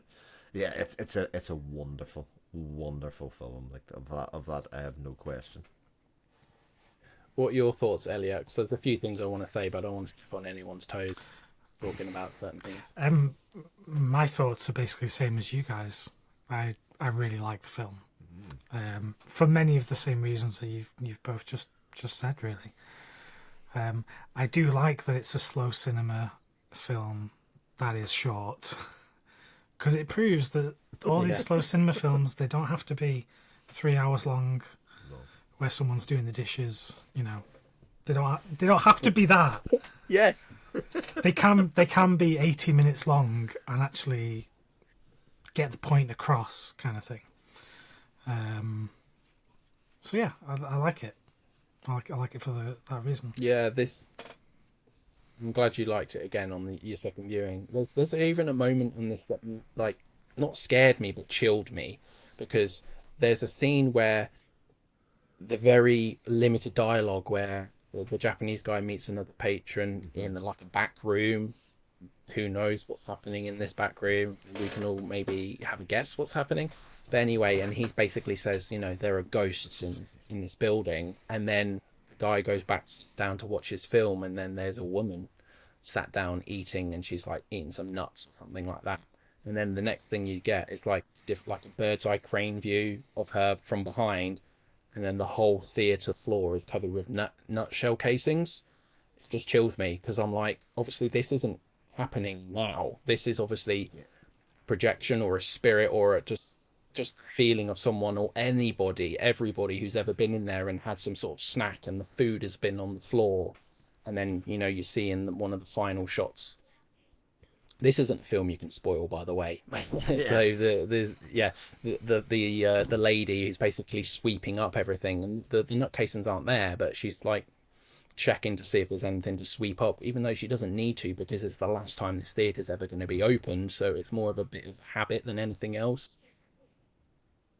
And that specific scene where the lady, who looks like she's more out of the 80s, so I don't know if that's, you know, she's got that style of hair that's very 80s and stuff, so I don't know if that was something to do with this whole ghost spirit, sort of like previous people living, like having a communal thing, going to the cinema is very communal and stuff, and just the essence of people who have been there, like residing in that space.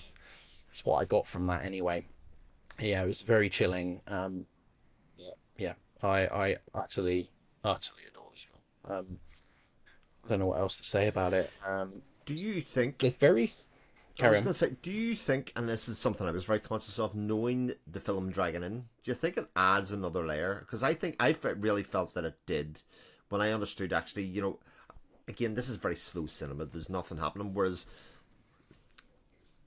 King Hu was famous for doing very contemplative, you know, cinema in general in some parts, and Dragon Inn is probably one of those more action-packed films that it was. I sort of felt that was a point that was being made as well, you know, that his was very melancholic and very thought-provoking, very Taoist, you know, in terms of the kind of the feeling, the Buddhist kind of feeling that was in his films. Yet here was all the action that was happening on the screen, and yet nothing's happening in the cinema. Everybody's just sitting very passively and watching it and taking it in. Yeah, I don't know how to interpret how Dragon Inn actually impacts the film. I definitely feel it helps to fill in the spaces of slowness in a way that even sometimes you can't even hear the film. It's almost like it's in it. Well, it is literally in another room, and it's sort of like dampened, so you can only hear maybe the essence of what the film is through a wall. As the lady is like walking and like flushing the toilets and things like that, such mundane things, and all you can basically hear is like some of the music cues from the film, but then they're not exactly clear. So I don't know what Simon Lang's trying to do with it, but then the film gets extremely meta, because the two characters at the end of the film, when they're discussing the lobby, which blew my mind the first time I saw it, are the two main actors from the film. So it's just like, and they're like, oh, nobody goes to the theatre anymore, and they're going to forget about us.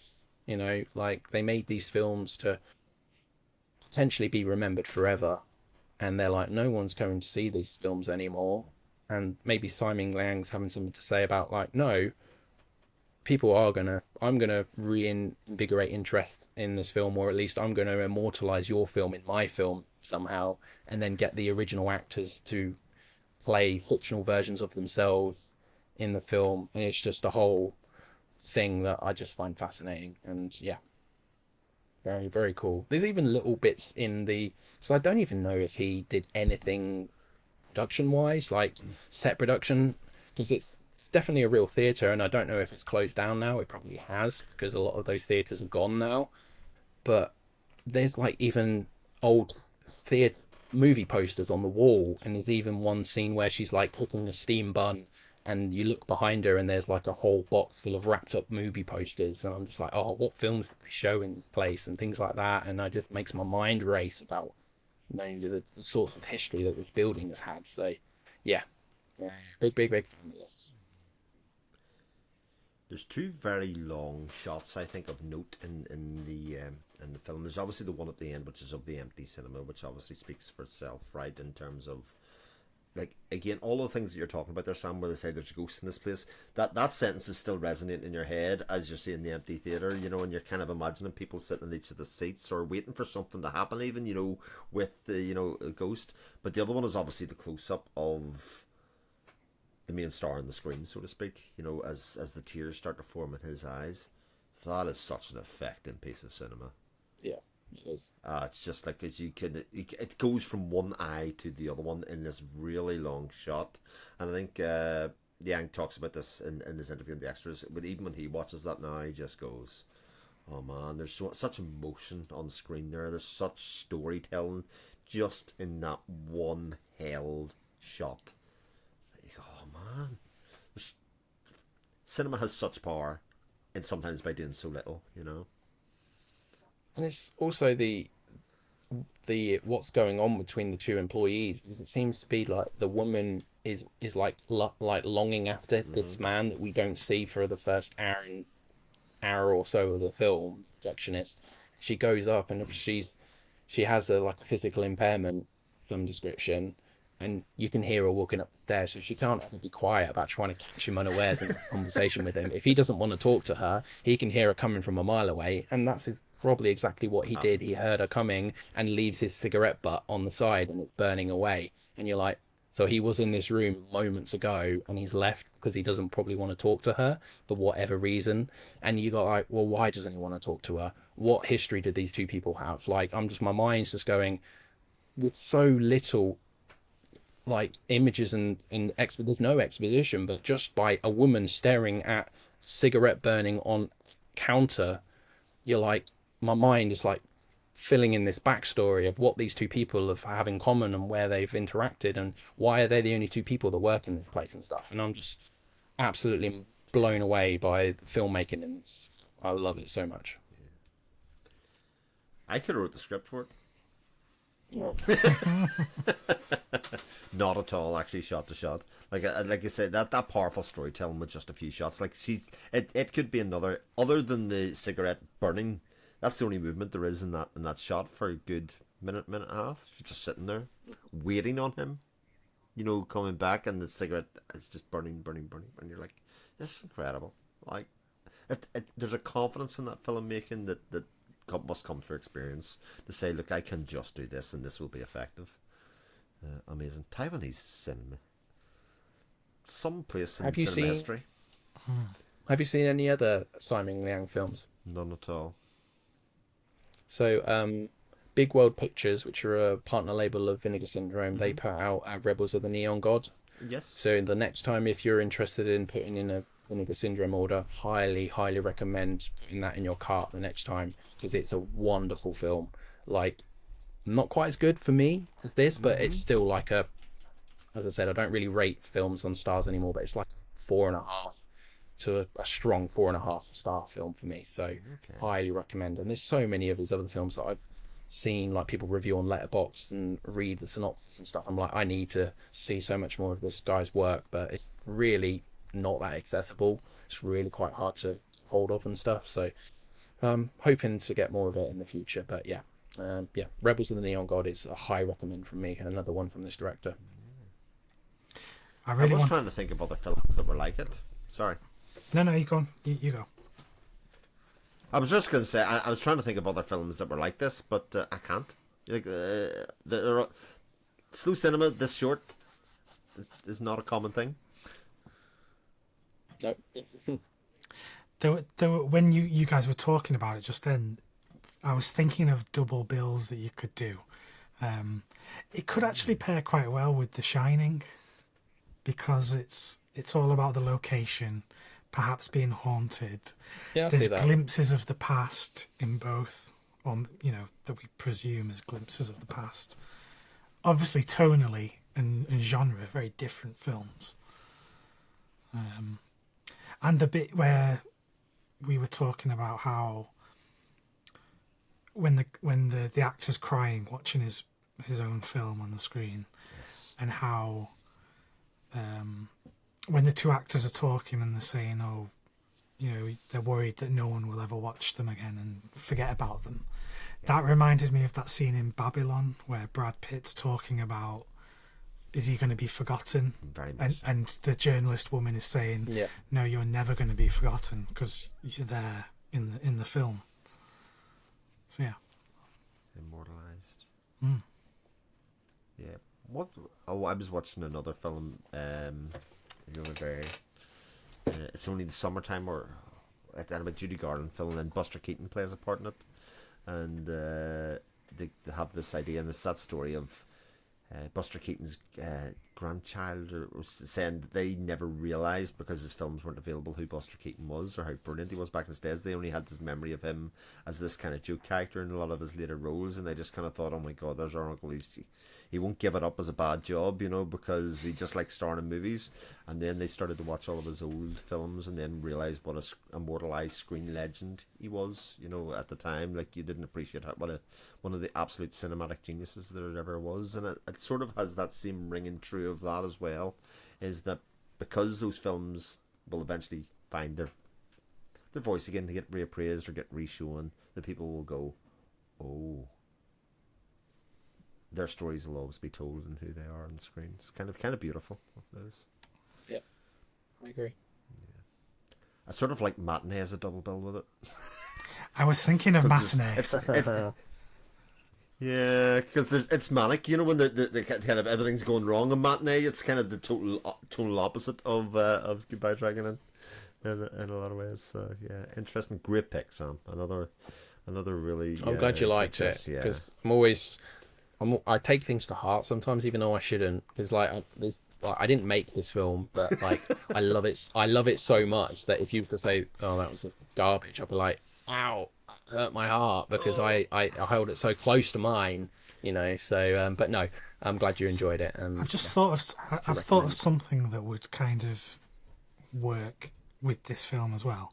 Have either of you seen Flowers of Shanghai, the Hu Xiaoshen movie? Yes, I have this. Hu Xiaoshen. Which is also a Taiwanese movie, and that's kind of similar. It's kind of this love story to a place and the inhabitants of this place, and the passing of time, and that film is slow as well. That is kind of slow cinema. Very. So, yeah, definitely one to check out. Has that got a UK criterion? Yeah. Yes. Oh, I need to get that then. That's a very good shout, Elliot. That's an excellent shout, because again, I think on a one watch you can come away from that film thinking, there's not really a lot happened. The big problem is that it isn't as short as this one. You know, it has a longer run time, so maybe at a certain point it stretches itself too far and is not quite as succinct as this. But a lot of the theming is there for people to see, and there's more characters as well to play with, which is also interesting. It's a great shout. Great shout. One last thing before Chris moves on. Like, I'm a big fan of Second Run, who put this out, and even though this is from a 4K restoration presentation, I'm not entirely sold on the scan and the presentation. I don't know what you guys think of it. It was a bit rough in places. I don't know if that's just the elements that they're working with. It doesn't take away from the film. Like, as I said, this is one of my top 10 probably films of the 21st century. I adore this, but I still think there's possibly some more work that can be done to make this look better, because it is, as I said, very rough, especially in the dark scenes. Did you notice any of that when you watched it? That one is a pretty severe restoration, but my understanding of it is the version that existed before that was very rough, you know, and so when people seen that version, they were like, oh my god, it looks like that. But I do know what you mean, Sam. You know, that scene, especially the one that's on the front cover, where she's kind of on the other side of the screen and it's just lit up with the dots on her face, should be a wowing scene, you know what I mean, and a good restoration, if you know what I mean, but it isn't quite that impact on that version, if you know what I mean. So I completely get, and there is a lot of use of lights and neons and stuff within it, you know, the looks up the corridors and the lights at the end of the corridor. It could look phenomenal, you know, it could look, you know, jaw-dropping, but it doesn't quite. It just needs another layer, another tick or something, you know, just to bring it up that little bit, but a good version to watch for sure. Yeah, it's definitely good, but you know, because I love the film so much, I would like it to look like a little bit better. Yeah. Such is the way things are. That means when the 4K comes out, Sam, you'll be top of the queue. You know, you'll be like, this is exactly what I was asking for. £140. There you go. That's what it goes. So that's the end of our episode. Bit sad about that, because my sides were sore at some points of that, laughing so hard. That was great fun. I will never let Elliot forget Goodbye Dragon Inn and him forgetting that I recommended it to him ever. Well, you did let me forget about it. that was the problem. Onward. Again, yes, again. Yeah, not let you forget about it again. Yeah, that's what it was. Sorry, I misspoke. I'm probably going to forget about this podcast. Yeah, for sure. So I'm gonna carry on. You carry on. No, you go. I'm cutting all this out. I'm gonna send you a picture of this every day on Messenger, just so you don't forget, Elliot. Yeah, there we go.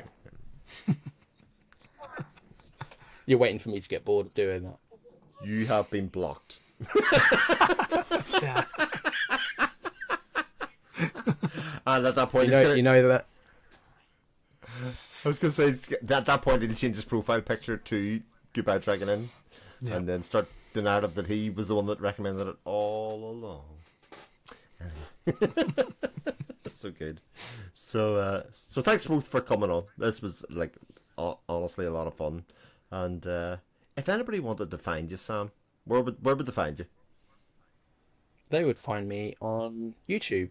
Primarily, so I have a YouTube channel called Film Blogger Sam, where I talk about physical media and films. I have a podcast as well called Let's Watch Coen, which is on Spotify, as well as video versions of them on my Film Blogger Sam channel. And then you can find me on Instagram as well under Film Blogger Sam. So yeah, they're the main two things that I use to talk about my passion. So yeah. Cool. Andrew, Elliot, if anybody doesn't know where to find you, you're not doing a good enough job of letting them know. Where would they find you? Same with me on YouTube, Boutique Blu-rays with ElliotCoen, and then on Instagram at ElliotCoen Films. Cool. And if you're watching this on YouTube, there is a Spotify, Apple Podcast version. I'll put the links down in the description. If you're listening to this on Spotify and Apple Music or otherwise podcasts, and you want to see the YouTube version, I'll have a link for the YouTube version in the description of the podcast there. But until then, Our next film is A Ghost Story by David Lowery. A film that I've talked about before. There's pennies dropped for somebody who might be able to guess who's up next. But if you don't know, that is the film we will be discussing in depth next time if you want to join us on the show. Until then, take care.